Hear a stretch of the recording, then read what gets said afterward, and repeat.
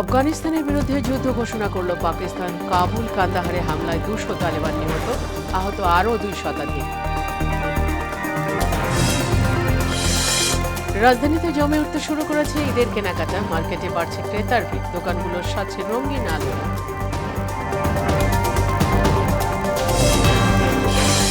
খুদে দর্শনার্থীদের পদচারণায় মুখর 21শে বইমেলার শিশু প্রহর। নানা প্রতিযোগিতায় অংশগ্রহণ সহ পছন্দের বই কিনছে শিশুরা। স্বস্তি ফিরতে শুরু করেছে রাজধানীর বাজারে, তবে নাভিশ্বাস এখনো লেবুর, শসা, কাঁচামরিচে দাম নিয়ে ক্রেতা বিক্রেতাদের মিশ্র প্রতিক্রিয়া। আসসালামু আলাইকুম, স্বাগত মোহনা সংবাদে। এতক্ষণ শুনছিলেন শিরোনাম, পুরো সংবাদের সঙ্গে আছি ফাতেমা রশিদ।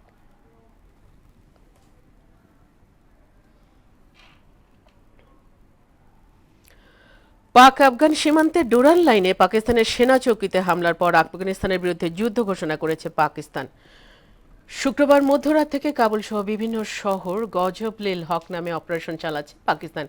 এ পর্যন্ত বিমান হামলায় 133 জন তালিবানকে হত্যা করেছে পাকিস্তান। পাল্টা হামলায় 55 জন পাকিস্তানি সেনাকে হত্যার দাবি করেছে কাবুলের।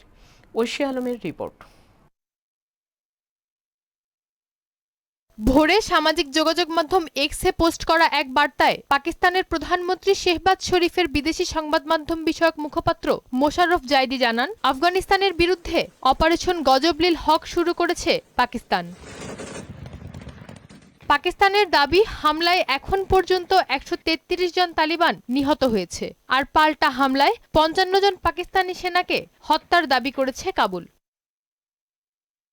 পাকিস্তানের প্রধানমন্ত্রী খাজা মোহাম্মদ আসিফ সামাজিক যোগাযোগ মাধ্যম এক্সে ঘোষণা দেন, আফগানদের সঙ্গে যুদ্ধ হবে এর সমাধান। এর কয়েক ঘন্টার মধ্যে আফগানিস্তানের রাজধানী কাবুল এবং পাকতিয়া ও কান্দাহার প্রদেশে আফগান সামরিক বাহিনীর স্থাপনাগুলোকে লক্ষ্য করে অপারেশন গজব-লেল হক শুরু করে পাকিস্তানের বিমান বাহিনী। পাশাপাশি কাবুল, পাকতিয়া, কান্দাহারের 27টি সেনা চৌকি ধ্বংস এবং 9টি চৌকি দখল করেছে পাকিস্তানের আর্মি। এরই মধ্যে আফগান সেনাবাহিনীর 2টি সেনা হেডকোয়ার্টার, 3টি ব্রিজ হেডকোয়ার্টার, 2টি গোলাবারুদের ডিপো, 1টি লজিস্টিক ঘাঁটি, 3টি ব্যাটালিয়ন হেডকোয়ার্টার, 2টি সেক্টর হেডকোয়ার্টার, 80টিরও বেশি ট্যাঙ্ক এবং বিপুল সংখ্যক আর্টিলারি বন্দুক ও সাঁজোয়াজান ধ্বংস হয়েছে। উত্তেজনা কমিয়ে উভয় পক্ষকে শান্তি বজায় রাখার আহ্বান জানিয়েছে জাতিসংঘ মহাসচিব অ্যান্তোনিও গুতেরেস। ঐশী আলম, মোহনা সংবাদ। জমে উঠতে শুরু করেছে ঈদের বাজার। পবিত্র রমজানের সংযম আর আত্মশুদ্ধির আবহে দেশজুড়ে এখন আনন্দের অপেক্ষা ঈদ উল ফিতর। মার্কেটগুলোতে বাড়ছে মানুষের ভিড়, দোকানগুলো সাজছে রঙিন আলোয়, আর কেনাকাটায় মুখর হয়ে উঠছে নগরের অলিগলি। নতুন পোশাক, জুতা, প্রসাধনী, পাঞ্জাবি, শাড়ি সবকিছুর চাহিদা বেড়েছে কয়েক গুণ। ক্রেতারা বলছেন, রমজানের শুরুতে কেনাকাটায় তেমন কোনো ভোগান্তি নেই। স্বস্তিতেই ঘুরে ঘুরে দেখছেন, পছন্দ করছেন, কিনছেন নিজের সাধ্য ও সাধ্যের সঙ্গে মিলিয়ে। তবে বিক্রেতাদের চোখে এখনো বড় প্রত্যাশা, শেষ সপ্তাহে বাড়বে ক্রেতার ঢল, জমে উঠবে বেচাকেনা।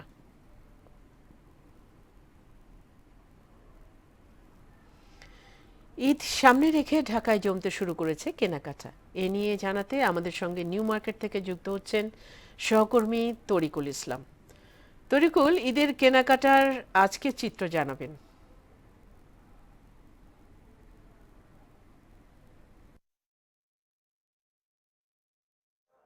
যেমনটি বলছিলেন আপনি যে এই রমজানের সংযমের মধ্য দিয়েই জমতে শুরু করেছে রাজধানীর বিপণী বিতানগুলো। এই মুহূর্তে আমি অবস্থান করছি ঢাকার নিউ মার্কেট এরিয়াতে। এই সকাল থেকে আমি দেখছি উপচে পড়া ভিড় লক্ষ্য করা গেছে। ক্রেতারা আসছেন তাদের পছন্দ অনুযায়ী, বাচ্চাদের জন্য, নিজের পরিবারের অন্য সব মানুষের জন্য নানান সামগ্রী কিনছেন এবং তারা বলছেন যে তাদের পছন্দ অনুযায়ী রমজানের এই শুরুর দিকটাতে তারা তাদের ইচ্ছে মতো স্বাচ্ছন্দ্যে তাদের মানুষদের, পারিবারিক মানুষদের জন্য পোশাক কিনতে পারছেন। আমরা বিপণী বিতানগুলো ঘুরে দেখেছি যে প্রত্যেকটি বিপণী বিতানে যে শাড়ির ভাজে যে নতুন ঘ্রাণ, নতুন প্রত্যেকটি দোকান সেজেছে নতুন সাজে এবং ক্রেতারা আসছেন।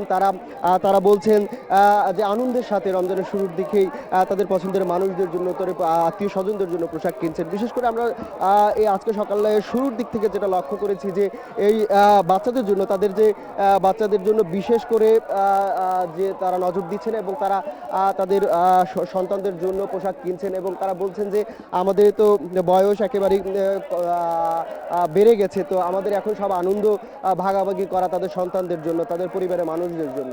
তো রাজধানীর এই নিউ মার্কেট ঘুরে যে আমরা ক্রেতাদের সাথে কথা বলেছি, তারা বলেছে যে তারা স্বাচ্ছন্দ্যে তাদের সাধ্যের মধ্যে পোশাক কিনতে পারছেন। কিছুটা দাম বিক্রিরও কেউ কেউ অভিযোগ করেছেন। তবে বিক্রেতাদের কাছ থেকে আমরা যেটা জেনেছি যে তারা বলছেন যে তারা ক্রেতারা যে জিনিসগুলো পছন্দ করে, শাড়ি, চুড়ি, পোশাক, জুতো এবং প্রসাধনী অন্য সব যেগুলো আছে সেগুলো তারা হচ্ছে বিক্রেতাদের পছন্দ মতো উঠাচ্ছেন এবং তারা বিক্রেতাদের দিকে লক্ষ্য রেখেই দামটি নির্ধারণ করেছেন এবং সেই অনুযায়ী ক্রেতারা কিনতে পারছেন বিক্রেতাদের কাছ থেকে। তো এই নিউ মার্কেট এরিয়া ঘুরে আমি দেখতে যেটা পেয়েছি যে ক্রেতাদের উপচে পড়া ভিড় রমজানের এই শুরুর দিক থেকে আস্তে আস্তে এই যে মুসলমান ধর্মের যে সবচেয়ে বড় উৎসব ঈদুল ফিতর সেটিকে বরণ করে নিতে এই রাজধানীবাসী প্রস্তুত এবং তারা তাদেরকে সাজিয়ে এই রমজানকে ঘিরে তাদেরকে সাজানোর জন্য যে নতুন পোশাক এবং প্রসাধনী সেটি কেনার জন্য ব্যস্ত সময় পার করছেন। তো সর্বশেষ রাজধানীর নিউ মার্কেট থেকে এই সংবাদ ছিল আমার কাছে। ফাতেমা। তরিকুল, আপনাকে ধন্যবাদ। এবার যাব ঢাকার বাইরের কেনাকাটা প্রসঙ্গে। প্রথমে চুয়াডাঙ্গা থেকে যুক্ত হচ্ছেন সহকর্মী সাইফ জাহান। সাইফ, ঈদের কেনাকাটার আজকে চিত্র জানাবেন, ক্রেতা বিক্রেতার বক্তব্য কি?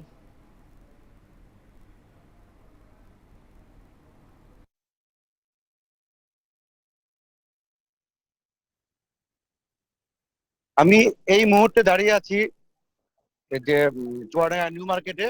আর এই নিউ মার্কেটেই দেখতে পাচ্ছেন যে কেনাকাটার জন্য কিন্তু ক্রেতারা কিন্তু ভিড় করেছে এবং তারা তাদের পছন্দের পোশাকগুলো তারা ক্রয় করছে এবং গতবারের চেয়ে কিন্তু এবার তুলনামূলকভাবে একটু বেশি রমজানের শুরুতে কিন্তু বেচা কিনা বেশি হচ্ছে বলে ব্যবসায়ীরা আমাদেরকে জানাচ্ছেন। এছাড়া এবার আর একটু যে সমস্যা যেটা হচ্ছে সেটা হলো কৃষকদের। কৃষকরা তো সাধারণত কৃষিকাজের উপর নির্ভর করেই তারা ঈদের কেনাকাটা করেন এবং এবার যে ভুট্টার যে মৌসুম, এই মৌসুমে ভুট্টার দাম খুব কম থাকার কারণে তারা বিক্রি করে তেমন লাভবান হচ্ছে না এবং এবার নতুন ভুট্টা না ওঠার কারণে এই তারা কিন্তু কেনাকাটা করতে এখনো আসেনি বলে বাজারের যারা বিক্রেতা আছে তারা আমাদেরকে জানিয়েছেন। এছাড়া পোশাকের দামের ক্ষেত্রে কিন্তু ক্রেতাদের কাছে যেটা আমরা জানতে পেরেছি, তারা বলছে যে অনেকটা অস্বাভাবিক দাম এবার বেড়েছে। কারণ হলো এবার যেটা যে গতবারের চেয়ে যে পোশাকের দাম ছিল 4,000 টাকা, সেটা এবার 5-এর উপরে দাম নির্ধারণ করা হয়েছে বলে ক্রেতারা জানাচ্ছে। এবং যারা বিক্রেতা তারা আমাদেরকে বলছে যে তুলনামূলকভাবে গতবারের চেয়ে এবার কিন্তু দাম অনেকটাই কম আছে বলে তারা বলছে। এছাড়া শিশুদের যে পোশাকগুলো দেখা যাচ্ছে এগুলোর দামও কিন্তু অনেক বেশি বলে ক্রেতারা বলছে। এছাড়া আমরা চুয়াডাঙ্গার বেশ কয়েকটি মার্কেট ঘুরে দেখেছি, কিন্তু এখনো তারা মার্কেট গুলো জমে উঠতে শুরু করেনি। বিশেষ করে আগামী 5 তারিখের পর থেকে কেনাকাটা বেশি হবে বলে জানিয়েছেন ব্যবসায়ীরা। তারা বলছে যে যারা চাকরি করেন তারা বেতন পাওয়ার পরেই মূলত কেনাকাটাটা শুরু করেন এবং বিভিন্ন যত ঈদ এগিয়ে আসবে ততই কিন্তু বেচা কিনাটা বাড়তে থাকবে। তাছাড়াও বিভিন্ন জায়গা থেকে যারা চাকরি করেন তারা যখন নিজ জেলায় আসবেন তখন কিন্তু তারা এই বেচা কিনাটা বেশি করবেন। এই ছিল চুয়াডাঙ্গা থেকে কেনাকাটা নিয়ে সর্বশেষ। সাইফ, আপনাকে ধন্যবাদ। ঈদ সামনে রেখে বগুড়ায় জমতে শুরু করেছে কেনাকাটায়। এ নিয়ে জানাতে আমাদের সঙ্গে যুক্ত হচ্ছেন সহকর্মী রাসেল কবির। রাসেল, বগুড়ায় ঈদের কেনাকাটার আজকে চিত্র জানাবেন।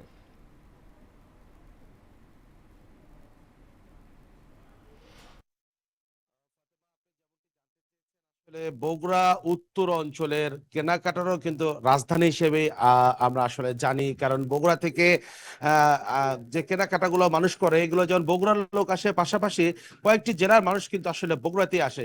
সেক্ষেত্রে আজকে বগুড়ার চিত্র, আজকে এমনি শুক্রবারের দিন, ছুটির দিনে বড় বড় শপিং মলগুলো কিন্তু বন্ধ থাকে, এরপর নিউ মার্কেট বন্ধ থাকে, মার্কেটগুলো বন্ধ সকালে রয়েছে, তবে বিকেলে হয়তো বা খুলে যাবে।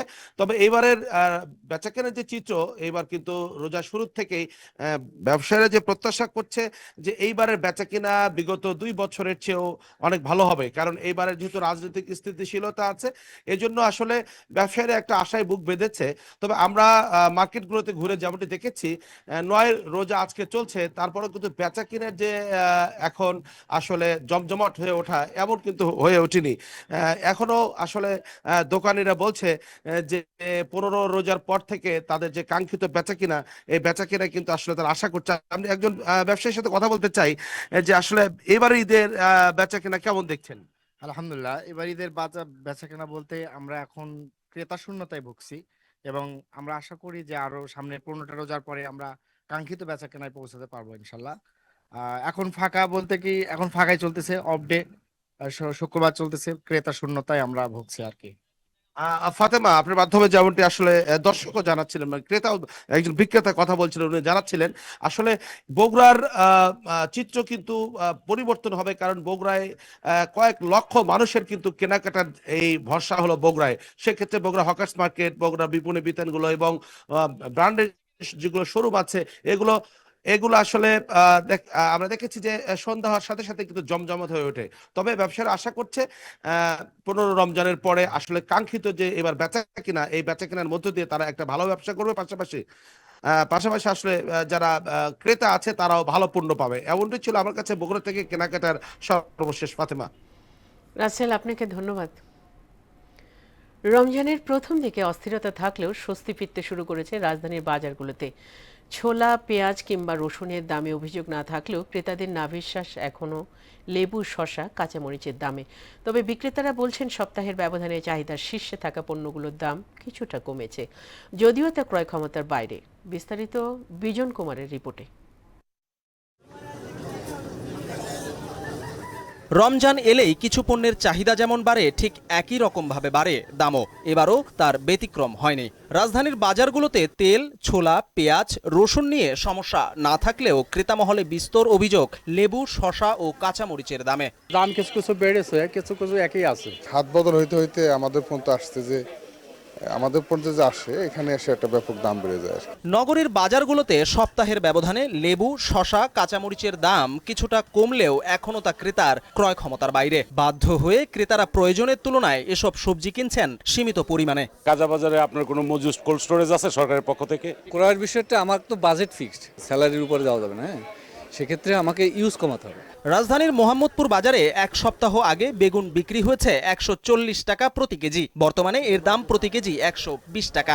একই সময়ের ব্যবধানে লেবু 120 থেকে 140 টাকার স্থলে বিক্রি হচ্ছে 80 থেকে 100 টাকায়। পাশাপাশি কাঁচা মরিচের দাম 80 থেকে 100 টাকা বেড়ে দাঁড়িয়ে বিক্রি হচ্ছে 120 থেকে 140 টাকায়। কাঁচা মরিচের কেজি 120 থেকে 160 টাকা, কোয়ালিটির উপরে দাম, এক একটা এক এক রকম। লেবু আছে 60 টাকা হালি, 80 টাকা হালি। মোকাম থেকে কিনে আনি, বাড়তি বেশি কিছু বাড়তি বেচতে হয়, নাহলে আমরা চলবো কেমন। এদিকে ছোলার দাম স্থিতিশীল, আর পেঁয়াজ ও রসুনের বাজার প্রায় ক্রেতা শূন্য। ছোলা বিক্রি হচ্ছে প্রতি কেজি 100 টাকা, আর পেঁয়াজ 10 টাকা কমে 40 ও রসুন 40 টাকা কমে 80 টাকায় বিক্রি হচ্ছে। বিক্রেতারা বলছেন চাহিদার উপর নির্ভর করে ওঠানামা করছে বাজারের সকল ধরনের পণ্যের দাম। কয়েকদিনে তো গত সপ্তাহ এই সপ্তাহে প্রতি কেজি 20-25 টাকা 30 টাকা কম আছে প্রতি সপ্তাহে, ওই গত সপ্তাহ থেকে এই সপ্তাহ। আর প্রথম দেখবে চাহিদা বেশি ছিল, পিঠার দাম একটু বেশি ছিল। এই বর্তমানে বিক্রি হইতেছে না, 35 থেকে 40 টাকা কেজি, তাও বেচতে পারতেছি না। রসুন, আদা ওই রকম, আদার দাম একটু হালকা 100 টাকা কেজি। পণ্যের দাম উল্লেখযোগ্য হারে বেড়ে তা স্বল্প পরিমাণে দামের নিম্নগতিকে ক্রেতারা মানতে নারাজ। সকলেই চান ক্রয় ক্ষমতার মধ্যে থাকুক সকল পণ্য। বিজন কুমার, মোহনা সংবাদ, ঢাকা। রমজানে মানিকগঞ্জের কাঁচা বাজার পরিস্থিতি জানাতে আমাদের সঙ্গে যুক্ত হচ্ছেন সহকর্মী সাধন সূত্রধর। সাধন, রমজান আর সাপ্তাহিক ছুটির দিন সব মিলে কেমন দেখছেন মানিকগঞ্জের বাজারের চিত্র? দাম নিয়ে কি বলছেন ক্রেতা বিক্রেতারা?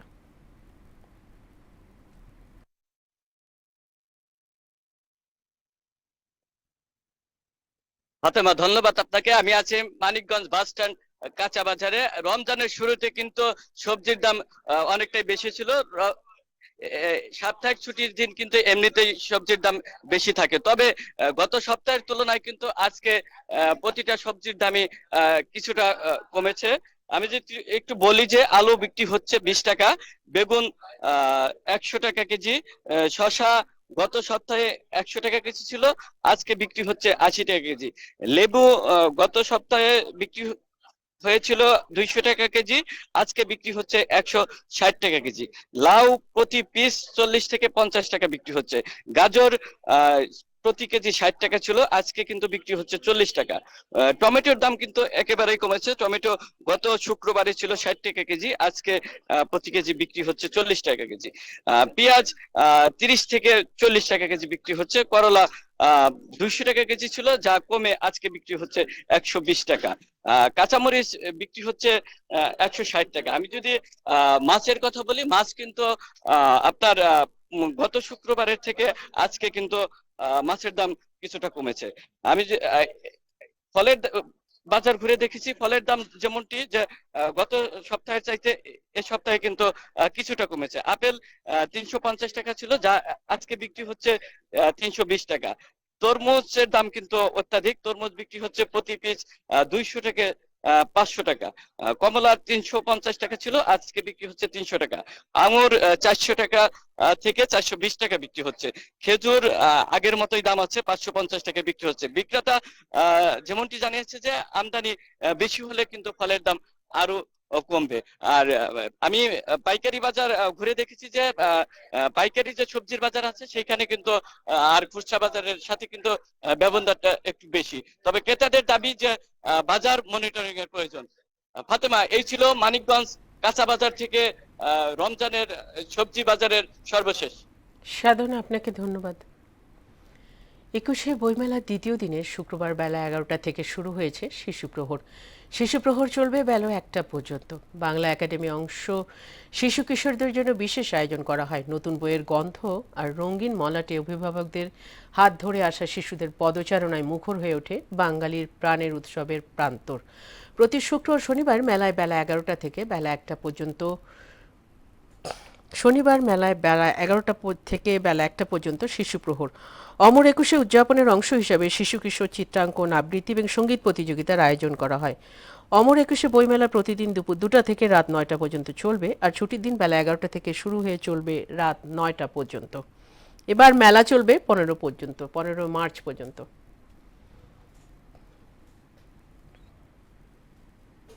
ইলিশের উৎপাদন বৃদ্ধির লক্ষ্যে 1 মার্চ থেকে 30 এপ্রিল চাঁদপুরের পদ্মা মেঘনা নদীর অভয়াশ্রমে জাটকা সহ সব ধরনের মাছ ধরা, পরিবহন, সংরক্ষণ এবং বিক্রি নিষিদ্ধ করেছে সরকার। এই সময়ে আইন অমান্যকারীদের বিরুদ্ধে টাস্ক ফোর্স অভিযান পরিচালনা সহ কর্মহীন জেলেদের খাদ্য সহায়তার কথা জানায় মৎস্য বিভাগ। মোহাম্মদ রফিকুল ইসলামের প্রতিবেদন, জানাচ্ছেন আফরিন পপি। ইলিশের উৎপাদন বৃদ্ধির লক্ষ্যে প্রতি বছরের ন্যায় এবারও চাঁদপুরের পদ্মা মেঘনা নদীর অভয়াশ্রম এলাকায় 1 মার্চ থেকে 30 এপ্রিল পর্যন্ত 2 মাস জাটকা সহ সব ধরনের মাছ ধরা, পরিবহন, সংরক্ষণ ও বিক্রি নিষিদ্ধ করেছে সরকার। জেলার মতলব উত্তর, দক্ষিণ, সদর ও হাইমচর উপজেলার মেঘনা নদীর 70 কিলোমিটার এলাকা এই নিষেধাজ্ঞার আওতায় থাকবে। জাটকা আহরণ থেকে বিরত থাকার এই সময়টাতে যে খাদ্য সহায়তা দেওয়া হয় তা পর্যাপ্ত নয় বলে অভিযোগ করেন জেলেরা।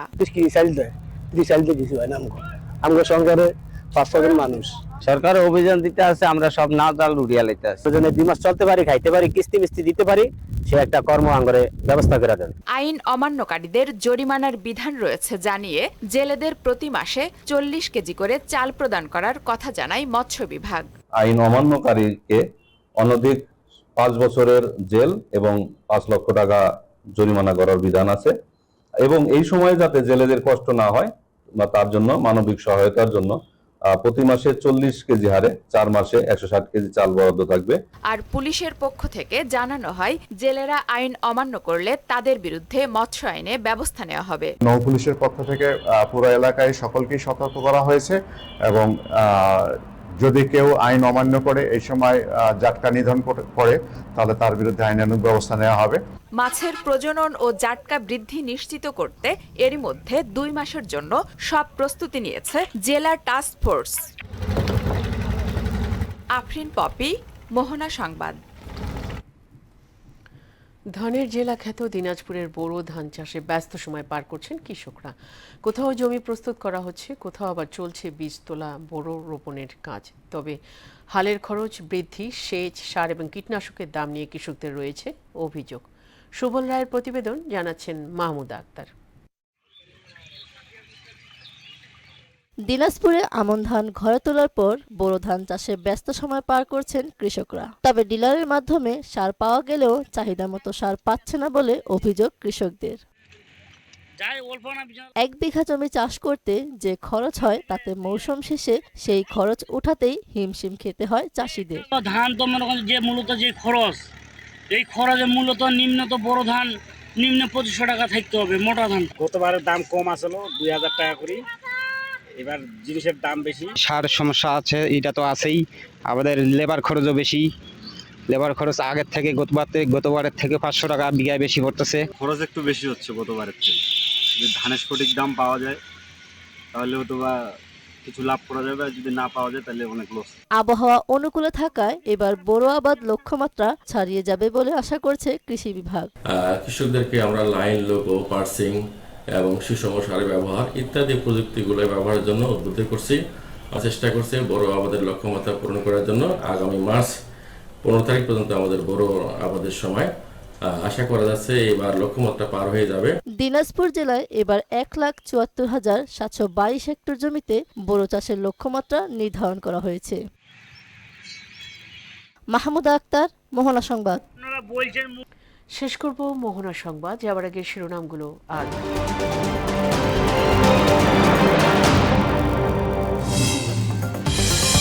আফগানিস্তানের বিরুদ্ধে যুদ্ধ ঘোষণা করল পাকিস্তান। কাবুল কান্দাহারে হামলায় 200 তালেবান নিহত, আহত আরও 2 শতাধিক।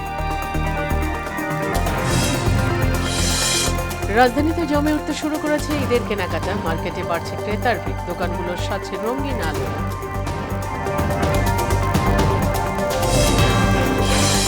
খুদে দর্শনার্থীদের পদচারণায় মুখর 21শে বইমেলার শিশু প্রহর। নানা প্রতিযোগিতায় অংশগ্রহণ সহ পছন্দের বই কিনছে শিশুরা।